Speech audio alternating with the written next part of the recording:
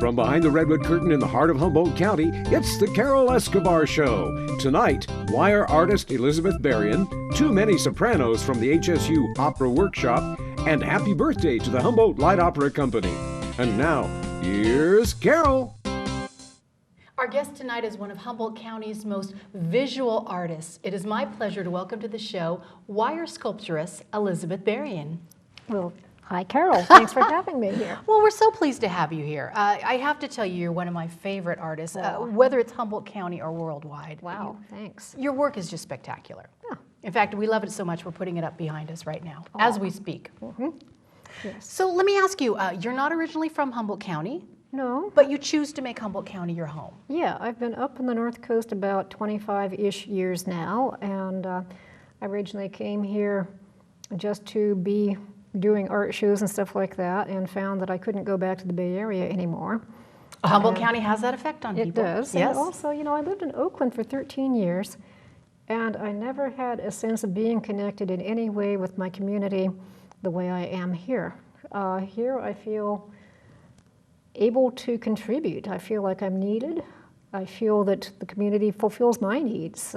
This is my family. I couldn't go anywhere else. Well, we're happy that you have chosen this as your home. Now, a skill like yours and the art that you produce does not happen overnight. So how long have you been doing wire sculptures? Well, I don't know if I should say 45 years or about 95,000 hours, but a while.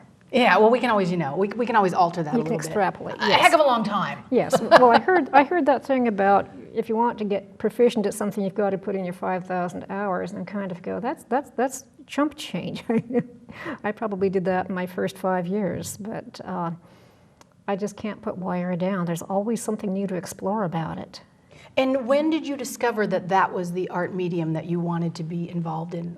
Because not, you know, a lot of artists doing a lot of different things out there. We don't meet a lot of wire sculpturists. Right. And is sculpturist even a word? Can I say that, a You wire can say sculpturist? Well, wire sculptor is shorter, and Okay, being lazy, I wire go sculpture. for that, yes. A wire sculpturer? Well, whichever, yes. You're very laid back about Sometimes that. I call myself a wireist. a wireist. Oh, I like Yes, that a lot. mhm. But I didn't know back then that I'm left-handed. So of course I was a little clumsy, and of course I couldn't quite do what I wanted. But that was a good thing, because if I'd been able to draw, I would have drawn. Mm-hmm. I would never have fallen in with wire, and wire the first 3 years was incredibly frustrating. But when it started, you know, basically the first few years, wire had control of me, but as I got control of the wire, just doors opened up. Life became fun. So it's not like you were cleaning out your closet one day and you were like, no, wire hangers. What am I going to do with all these wire hangers? Right. I'll make art out of them. There you go. I mean, because you do not use wire hangers, the clothing hangers. You use a special wire, don't Right, you? right. Wire coat hangers are really kind of nasty. I mean, I tried to make a frame for paper mache in the 4th grade, and even then I understood this stuff hurts my hands. There's friendlier wire out there. Copper is softer, dark annealed steel wire is softer. And I always tell anyone who wants to get into wire sculpture, go to the salvage yard or go to the hardware store, buy a lot of different kinds of wire, different softnesses and thicknesses, see what your hands like. I think it's a very personal thing. Mm. Do you ever teach? Do you teach people how to do wire sculptures, or is that Well, something that... I teach the same way my teacher in high school taught me, which is I say, hey, go take this wire and mess with it, because it's such an open-ended field. There are no rules except for one, which is don't poke your eye out. And everything... No eye poking. That's right.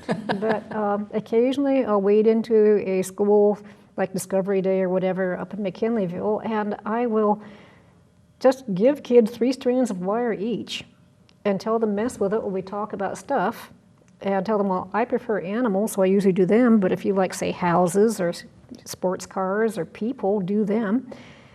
And if I don't tell them how to do it, 30 kids will invent 30 entirely new forms of wire sculpture. It is that open. So. Yeah. Well, that's one thing I've noticed about you is out and about in the community, and you're very generous with your time. I mean, I'll see you at the fair, or I'll see you at an arts event, or I'll just see you somewhere out just making your art and just talking to people and being happy to share your art with people. Yeah, I am. And, you know, I started that in the old days doing fairs in the 70s, but it was essential back then to show people what I was doing because so many thought it was a crazy gimmick. For most of my life, I've been the only wire sculptor anyone had ever heard of, and people were deeply cynical. Did I have a factory in Mexico cranking these things out, or did I have a knitting machine hooked up to my computer? And I would demonstrate to say, nope, nothing up the sleeve, no chicken wire, no mesh, it's all the hard way, single strands woven together. And also demonstrating in public helped me overcome being a very shy person. And it just gave me the feedback of what people like about what I do. And in terms of things I do now with volunteering and doing what, it just feels like paying it forward. Well, you were so generous. We really appreciated the visit that you let us take to your studio. Oh, it was fun. That was a lot of fun, and to get to see you work and just your studio.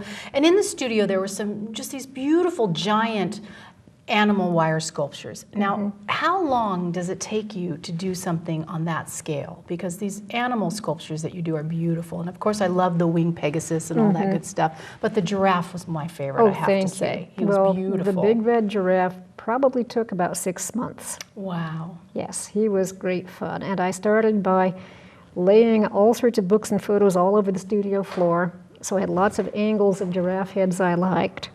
And I put very carefully, strand by strand, followed the lines of his head, including little spots and stuff. And then when I had a head and a bit of neck, and he started getting a little bit unwieldy, that's when I hooked him up to a snap link and a pulley and rope and cleat, so that as I was working and he got longer, I would just hoist him upward while I worked downward. Clever, and finally, yes. I was on the floor, on a pillow, knitting up his little giraffe feet. So did you learn then to do the wire sculpture just by doing? Yes. At the time I started, I think a teacher had briefly opened a book real fast and said, wire can be done stuff with. He showed me an Alexander Calder work, slammed the book shut, put it on the shelf, and everything else has been trial and error, creative problem solving. And now that there are hundreds and thousands of wire sculptures, I see some really original, unique techniques that other artists are doing. And I go, oh yeah, that can be done. And I find that I don't allow myself to borrow other sculptors' techniques. I think I have a mission to myself to just keep evolving the way I do it, and also to honor the other wire sculptors who have taken so long to work out their own techniques, to allow them to maintain their distinctiveness by not hybridizing it into mine. Absolutely. Now, one of the things that amazes me too about your art is it's not just found in Humboldt County. You have managed to place pieces of art throughout the world. Could you tell us a few places that if we were traveling on that exotic vacation of a lifetime, we might stumble into a place and see your art? Well, if we could find people who would let us into their homes, I made a world map that was 54 inches wide and 36 high, centered around Australia and New Zealand because it was for a custom home over a cliff looking at the ocean in New Zealand. Oh my. New Zealanders are pretty friendly, so we might just get to knock on their door and say, hey, we're here to see Elizabeth's art. We have a standing invitation, actually. Excellent. Yes, see, that's a New Zealander for you, yes. And then I've got a friend who started collecting my works back in the early 70s, who over the years acquired at least 80 of them, a retrospective collection, and then he and his wife moved to Tasmania. And they took the art with them, yes, when we go to New Zealand, we can hop to Tasmania and see the James Michael Harris collection. I'm loving this trip so far, yes. Okay. And then maybe we can hop over, I know they've got some in Singapore, Hong Kong, possibly Beijing. I've shipped to India. We can get over to Spain, someplace in Africa, and lots of places in Europe and Canada. I've got a Pegasus hanging at a racetrack in Canada, as well as in the airport in Louisville, Kentucky. Nice. And the Los Angeles Zoo has 6 or 7, including a life-size California condor hanging over their entry courtyard. Wow, so just a few places we can put on our agenda to visit. Yes, and and we'll write it off as a business expense because we're going to inspect sculptures. There you go. Yes. What do you do to relax? Or is this what you do to relax? Wiring is very refreshing and relaxing. Sometimes I like to wire while, say, I'm riding in a car looking out the window. I can kind of work on little hummingbirds or something that doesn't take too much mindful attention. I love reading and writing. I am really getting into gardening. I actually had a farm up until recently, and now that I don't have to deal with 10 acres plus horses plus chickens plus the works, I have kind of a secret enchanted garden with 24 boxwoods I'm busy carving into topiaries, raised bed veggie patches. I'm actually raising more vegetables in town than I raised on the farm. Nice. Yes, so Nice. I'm enjoying that. Anything to do with watching animals in nature, of course. And I have reduced my personal menagerie to a very manageable 2 bobtail cats, one of who is blind as a bat. And I'm also involved with the kinetic people. So I've heard, yes. The kinetic grand champions. I'm often the art judge. And I have a daughter, Emma the Enchantress, who is a rutabaga queen. So. Well, and this is where I have to say, I was a rutabaga princess. I didn't make it to queen, but I did serve under the queen mo. I have to correct you on that. You are a rutabaga princess for life. Once a princess, always a princess. Yes. Well, our time is almost up because it goes by that fast, but I have one more question for you, and that is, have you ever been asked to do a sculpture that you just had to say no to, or it was just a little bit too out of this world for you and you decided, nah, I'm not going to do that? Well, or do you just say yes to everything? The hardest one I ever did was, I'm not going to name the breed, but I once had to do a really elderly, nasty dog.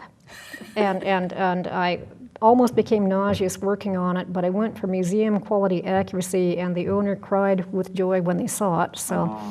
There was a time when somebody wanted me to make a particular kind of sculpture that they could do something occult with the black arts, and I simply felt I couldn't do that. And that's not my bag. Yeah. But, so you have your limits. I guess I do. But mostly, I have a survival maxim as a professional working artist, which is thou shalt not turn down a preposterous commission.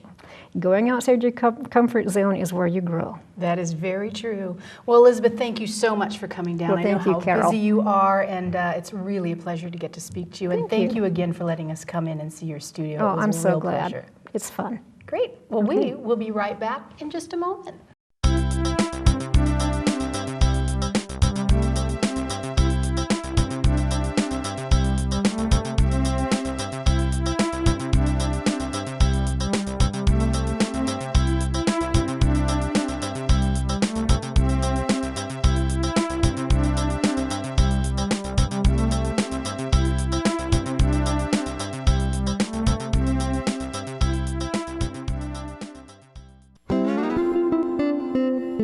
This has been a Beaver Street production. Hot damn!